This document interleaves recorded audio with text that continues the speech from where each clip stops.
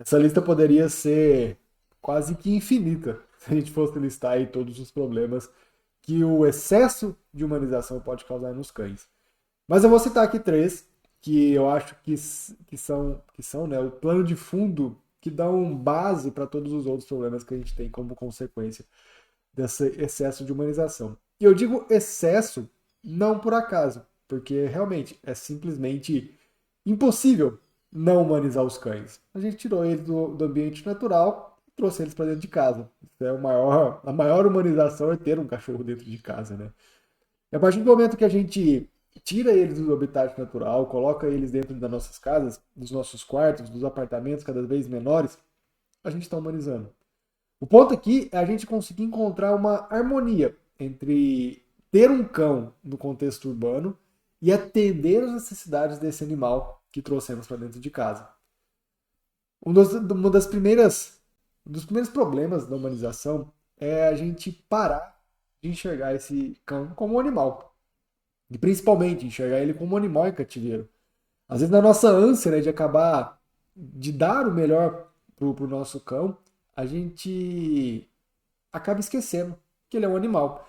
Que é um animal que a gente tem ali em casa. Né?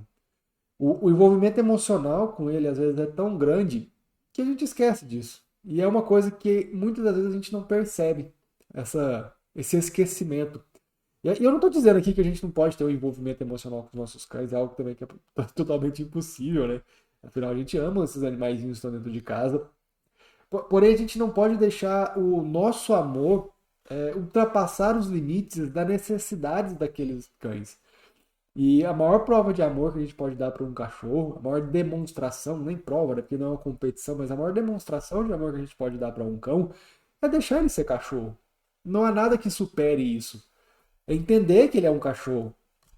Quando a gente humaniza em excesso, a gente acaba negligenciando muitas das características e muitas das necessidades desses animais que acaba comprometendo o bem-estar. Tem alguns vídeos que você já deve ter visto meu no Instagram por aí, que é o tal de você odeia ter cachorro. Porque a maioria das pessoas, infelizmente, é assim. As pessoas elas querem ter cachorro, mas sempre não querem ter o cachorro, né? Querem ter um outro animal ali que está no lugar daquele cachorro. Ao tratarmos os cães como humanos, a gente acaba privando eles de várias atividades que são essenciais para a saúde, saúde física, saúde mental. Coisas simples, como colocar uma roupinha no cachorro, você já está privando ele de uma série de estímulos sensoriais que ele deixa de ter, além de ser um certo desconforto, né? A maioria dos cães, ou muitos cães, acabam não gostando de vestir essa roupinha. Outro exemplo comum é a própria privação desses indivíduos na hora do passeio. Eles não têm liberdade, né, para poder fazer nada. O passeio é nada mais do que trancos na coleira, basicamente, né? E motivados por essa super proteção, por esse ímpeto de fazer algo bom para o cão e associada a uma percepção errada de que cães são animais frágeis, muita gente acaba impedindo que esse cachorro fareje, que esse cachorro corra, que esse cachorro se esfregue no chão, que ele encoste no mato, que ele mordisque um matinho aqui, outro ali, acaba impedindo, né, que ele expresse comportamentos que são naturais e comportamentos que são necessários para a saúde, principalmente saúde mental, mas para a saúde física também. Ao que a gente vai falar sobre vitamina S, vocês vão ver que esse contato com o ambiente é muito importante para a saúde física. E lembrando que a gente divide, né, saúde física e saúde mental do ponto de vista puramente didático, porque a saúde é uma só, o corpo é um só, o organismo é um só. Então a gente tem essa visão física-mental do ponto de vista totalmente didático, do ponto de vista pragmático, do ponto de vista prático, a saúde é uma só. Uma vez que a gente desequilibra uma, a gente vai ter consequências na outra. Né? Entender essa simples afirmação, que os cães são animais em cativeiro, pode provocar mudanças inimagináveis na forma que você lida com o seu cachorro. Entender, ele é um animal em cativeiro, ele tem necessidades, eu preciso atender essas necessidades. É algo muito simples do ponto de vista teórico, mas muito difícil do ponto de vista prático. E quando eu digo entender, é realmente internalizar esse conceito. É você trazer isso como a filosofia de vida do seu cão, vamos chamar assim. Essa é uma nova forma de enxergar esses animais. Não pense que é fácil, não. Ah, tudo bem, entendi. Ele é um animal. Ele é um animal, tá tudo certo. Porque existe um investimento muito grande, um trabalho manipulativo muito pesado para fazer a gente acreditar que os cães são humanos peludos, que os cães são animais frágeis, que os cães precisam ser protegidos do ambiente. E eles fizeram isso por puro interesse financeiro. Acho que isso é novidade para você. Você que está aqui já partilha da minha forma de enxergar essa relação que a gente acabou desenvolvendo, né? Entre cães, sistema e vocês, tutores. Esse trabalho é tão pesado, tão forte, que hoje, se a gente tentar, você pode fazer esse teste agora. Se eu pedir para você, imagine um cachorro. A primeira imagem de cachorro que vem na sua cabeça, muito provavelmente, ele vai ter um traço de humanização. Ele vai ter uma roupa, ele vai ter uma coleira, ele vai estar numa cama, ele vai estar dentro do ambiente. Você imaginou um ambiente, talvez em cima de uma cama, talvez dentro de uma casa, talvez ele tenha algum lacinho, alguma coisa, algum traço de humanização. Dificilmente a gente vai imaginar, principalmente pessoas que vivem no contexto urbano, que é a maioria de vocês que estão aqui na assinatura, a gente vai imaginar, quando a gente pensa num cachorro, um cachorro correndo, solto, livre pelo campo, um cachorro se sujando, um cachorro rolando na terra, um cachorro roendo um osso, muito dificilmente a gente tem essa imagem de cachorro. E esse é um exercício muito bacana da gente fazer, porque essa primeira imagem que a gente traz à memória quando a gente escuta uma palavra é a imagem que a gente tem consolidada dentro da gente, né? Internalizada mesmo do que é o conceito daquela palavra que a gente fala. Então, cachorro, você traz na imagem instantaneamente aquele animal humanizado, é porque você ainda tem essa imagem. E é um grande processo de desconstrução e reconstrução para você destruir esse conceito, essa visão de cão frágil, para construir a imagem de um cão que seja realmente um cachorro, um animal em cativeiro. O segundo ponto, eu já toquei, eu vou tocar isso em alguma outra aula, é a própria consequência da humanização, é a gente superestimar a capacidade dos nossos cães. A gente superestima a capacidade cognitiva deles, né? A gente acaba atribuindo aos cães traços que são puramente humanos, comportamentos que são puramente humanos, capacidade de entendimentos e capacidade emocional que são puramente humanos. E isso é uma consequência da humanização. A gente acredita, por acreditar que os cães são humanos peludos, a gente acredita que eles têm um repertório emocional muito mais amplo do que de fato eles têm. E ao fazermos isso, né, a gente cria uma série de expectativas que são muitas vezes irreais nessa relação que a gente tem entre cães e humanos. E esse animal que dentro de casa, uma vez que a gente cria essa expectativa tão alta, pode acabar gerando uma série de frustrações.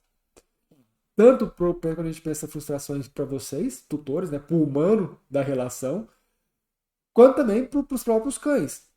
Porque, de certa forma, a gente começa a exigir deles algo que eles não podem nos dar.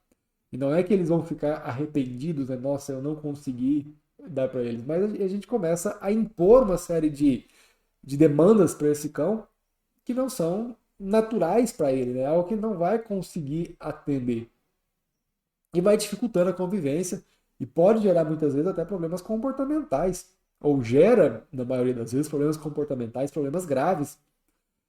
Eu vou explorar isso melhor em alguma outra aula. Esse é um assunto que eu gosto bastante de falar.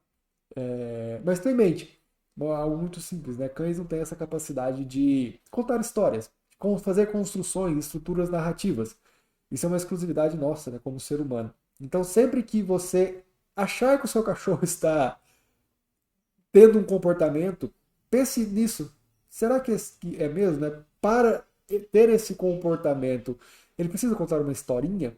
Se ele está contando uma historinha, você já sabe que não é aquele comportamento. Você que está construindo, né, toda uma narrativa em torno daquele comportamento do cão, através da sua visão humana. Você está humanizando aquele comportamento, humanizando aquele comportamento, nada mais é do que você explicar o que o seu cachorro está fazendo no contexto de humano. Às vezes ele está fazendo aquilo por um às vezes não, né? Ele está fazendo aquilo por um contexto de cachorro. E tem em mente, né, que emoções mais complexas, ciúme, vingança, amor, inveja, orgulho, gula, não fazem parte da capacidade dos animais, né? Para pensar, né? Todas essas emoções exigem que nós contemos uma historinha para nós mesmos. A gente precisa contar essa historinha, né? E a gente precisa criar na nossa imaginação, nem que seja um certo esboço narrativo, para que essas emoções complexas surjam. E animais não têm a capacidade de fazer isso. E mais uma vez, né, eu não digo isso para desmerecer os cães, falar, nossa, lá, eles não são capazes de fazer isso. Pelo contrário, é para que a gente entre nessa relação com os cães, colocando, né, cada um no seu lugar. O cachorro no lugar do cachorro, você no seu lugar.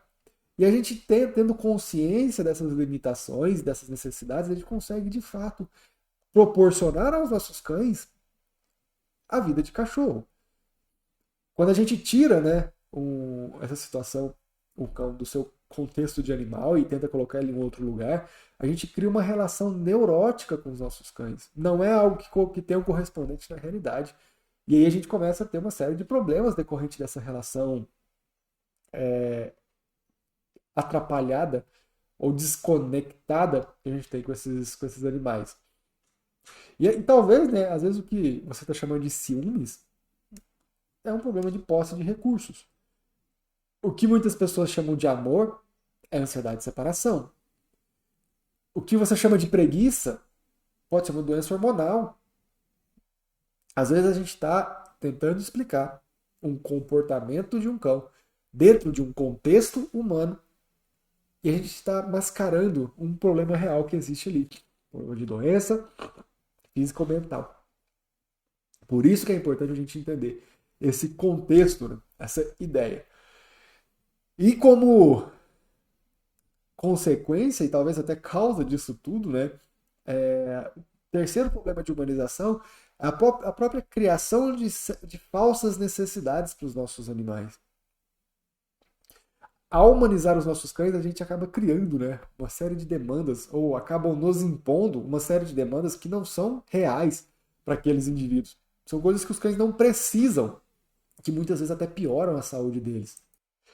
E essas falsas necessidades, na maioria das vezes, acaba resultando numa sobrecarga de cuidados, num excesso de cuidados muitas vezes direcionados para um sentido que não vai agregar nada na vida do cão. Se fosse algo que fosse melhorar de fato a vida do cão, o problema seria menor. Mas a gente direciona esses cuidados no sentido que, na verdade, vai até piorar a condição de vida desse animal. E aí a gente ainda tem a aquisição de uma série de produtos, e aí a gente tem que pensar do lado financeiro dessa história toda, que são totalmente desnecessários. E a gente começa a criar essas falsas necessidades. E a gente começa a negligenciar aspectos que são importantes e necessidades que são reais para esses indivíduos. Que são necessidades que eles dependem para poder ter uma saúde adequada. Exemplos, né? A gente às vezes começa a focar muito em aspectos estéticos do cão. Ah, ele precisa tomar banho, ele precisa de um lacinho, ele precisa de um perfume. De maneira geral, os cães odeiam perfume. Aquilo é extremamente agressivo pro nariz deles. Eles odeiam perder o cheiro de cachorro que eles têm. Os banhos em excesso podem causar problema de pele. Os banhos em excesso vai fazer o seu cachorro ficar mais fedido ainda. Mas a gente deixa isso tudo de lado porque nos disseram que cachorro precisa tomar banho toda semana. Ou que não tem problema cachorro tomar banho toda semana. A gente deixa de lado, às vezes, cuidados básicos, como saúde bucal. Ah, dá um osso para esse cachorro roer. Ou às vezes, se ele não rói nada, ele precisa escovar os dentes. Mas escovar o dente dá trabalho. Mas você prefere é, levar ele para poder dar banho do que cuidar da saúde bucal dele. E aí, só fazendo um parênteses de saúde bucal, né? Não adianta ele escovar os dentes na hora do banho, né? Uma vez por semana ou 2 vezes por semana. A escovação ela tem que ser diária, no máximo em dia sim, dia não. Só um parênteses, fechando parênteses aqui. E às vezes a gente negligencia coisas como passeio, a gente negligencia o deixar eles farejar, negligencia o que a gente está dando para eles comerem. Ou prefere, né, dar o pacotinho, o biscoito do pet shop a dar, não sei, um peixinho, uma manjuba, um osso, um ovo, víscera, carne, algo nesse sentido. Os cães já nascem prontos, eu disse isso em uma outra aula aqui, mas isso é fundamental. Uma vez que você entende as necessidades desses cães, fica bem mais fácil proporcionar uma vida que seja de fato uma vida boa para cachorro, né? É essencial encontrar esse equilíbrio, né? É uma linha muito tênue entre até onde a humanização ela é positiva e até onde ela é negativa. Reconhecer, aprender, entender essas necessidades dos cães, essa natureza dos cães. Na aula, né, o que é um cachorro, eu falo mais profundamente sobre isso, vale a pena você ir lá assistir. Você vai proporcionar a eles cuidados que são condizentes a um cachorro, proporcionando a eles uma condição base para que ele tenha ali uma vida plena e saudável. E aí a gente tem diferentes níveis, né, que a gente pode caminhar, desde alimentação, estilo de vida, tudo. O importante é que você vá moldando esse estilo de vida do seu cão no sentido de deixar ele cada vez mais próximo da vida boa para cachorro.